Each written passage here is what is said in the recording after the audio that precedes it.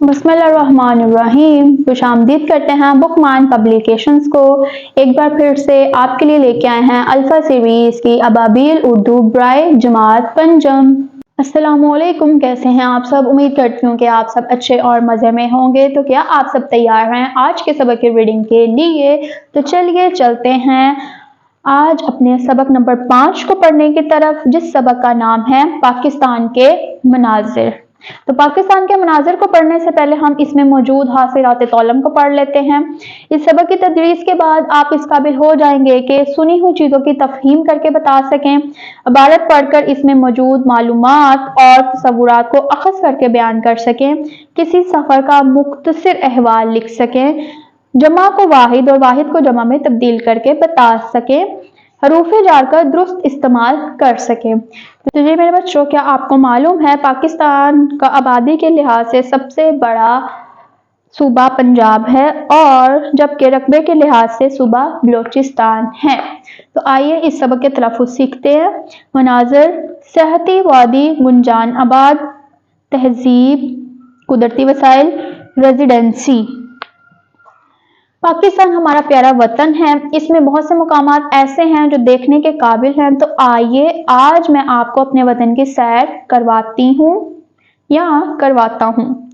سب سے پہلے ہے صوبہ پنجاب۔ صوبہ پنجاب میں بہت حسین مناظر ہیں۔ اس صوبے کا مرکزی شہر لاہور ہے۔ لاہور کو باغوں کا شہر بھی کہتے ہیں۔ یہاں بہت خوبصورت باغ ہیں، جیسے باغ جناح اور شالامار باغ وغیرہ۔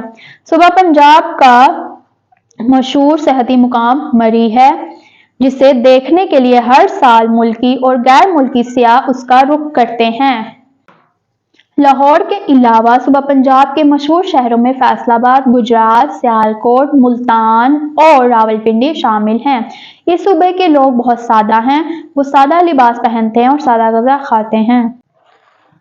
صوبہ سندھ۔ صوبہ سندھ کا صدر مقام کراچی ہے۔ کراچی آبادی کے لحاظ سے پاکستان کا سب سے گنجان آباد شہر ہے۔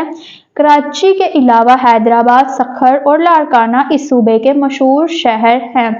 کراچی کو روشنیوں کا شہر بھی کہا جاتا ہے۔ یہاں کے کھانے بہت مشہور ہیں۔ وادی سندھ کی تہذیب کے آثار اس صوبے میں موہنجو داڑو کے مقام پر پائے جاتے ہیں۔ مجھے کراچی میں موجود ساحل سمندر بہت پسند ہے۔ صوبہ بلوچستان۔ صوبہ بلوچستان رقبے کے لحاظ سے پاکستان کا سب سے بڑا صوبہ ہے۔ یہ صدر قدرتی وسائل سے مالا مال۔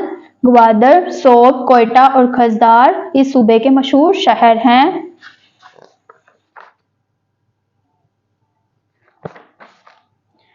کوئٹہ صوبہ بلوچستان کا صدر مقام ہے۔ کوئٹہ کو پھلوں کی وادی بھی کہتے ہیں۔ صوبہ بلوچستان کی مشہور تاریخی عمارت قائد اعظم ریزیڈنسی ہے، جو کہ زیارت میں ہے۔ یہاں قائد اعظم محمد علی جناح نے اپنی زندگی کے آخری ایام گزارے تھے۔ صوبہ خیبر پختونخوا۔ صوبہ خیبر پختونخوا کے مناظر بھی دل فریب ہیں۔ پتھروں سے بنا ہوا بڑا دروازہ باب خیبر یہاں واقع ہے۔